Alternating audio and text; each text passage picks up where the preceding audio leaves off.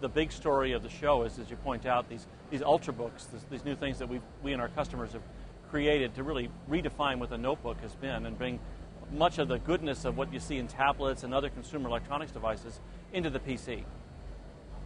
All right, so now these Ultrabooks are sort of this mid space between thin laptops and handheld portable devices. Where's the future of that for Intel? What are you asking your your contractors and your clients to do? Create these devices that go longer with more processing power? Well, yeah, I mean, there's a number of vectors here. One, obviously, is the thinness and the lightness, but we're also focusing on battery life. We're focusing on uncompromised performance because people want to do creative things with these machines. They're going to create videos. They're going to do all the things that you do with your normal PCs today. Play high-performance games, for example.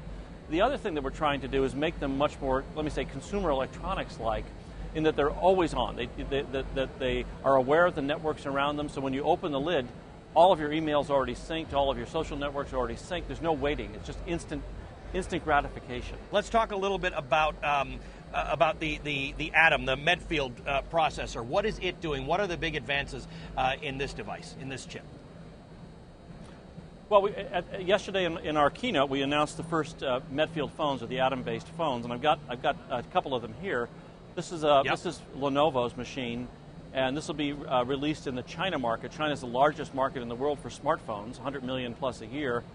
This goes on the China Unicom network in the second quarter of this year. So we're really excited about this. It's a very high-performance machine. We've also got an Intel-based reference design that we call Medfield, or it's the same chip.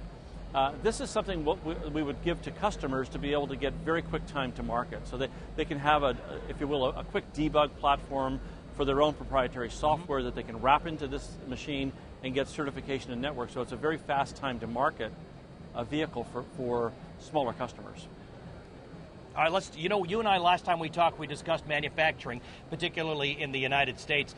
You have been part of the President's Council on Jobs and Competitiveness, and I guess I have to ask you, a lot of people ask me, what does that group do and what have you been doing? Well, we've been working, I think, pretty hard for just about a year now. We've had 3 meetings with the President. We have another one next week, actually.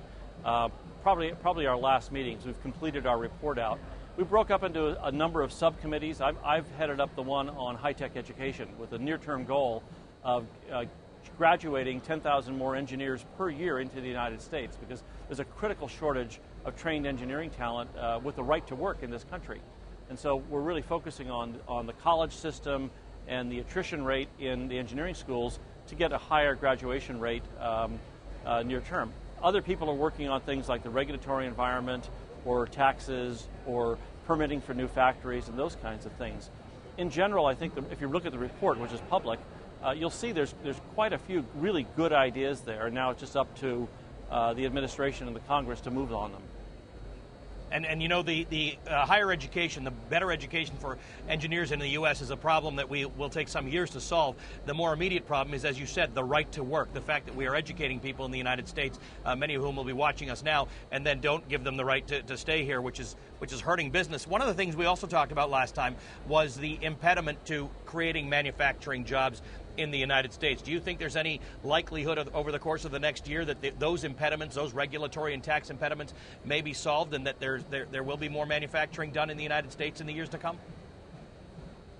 Well, I certainly hope so. I mean, as I said, we've put down, I think, a pretty good prescription for this. It includes all the things that you would expect, and this is not rocket science. This is what every other country in the world does pretty well. They've got if you look at China, you look at Israel, you look at Ireland, you look at Vietnam, there's a fairly enlightened policy around attracting manufacturing, helping people get plants built quickly, educating the workforce.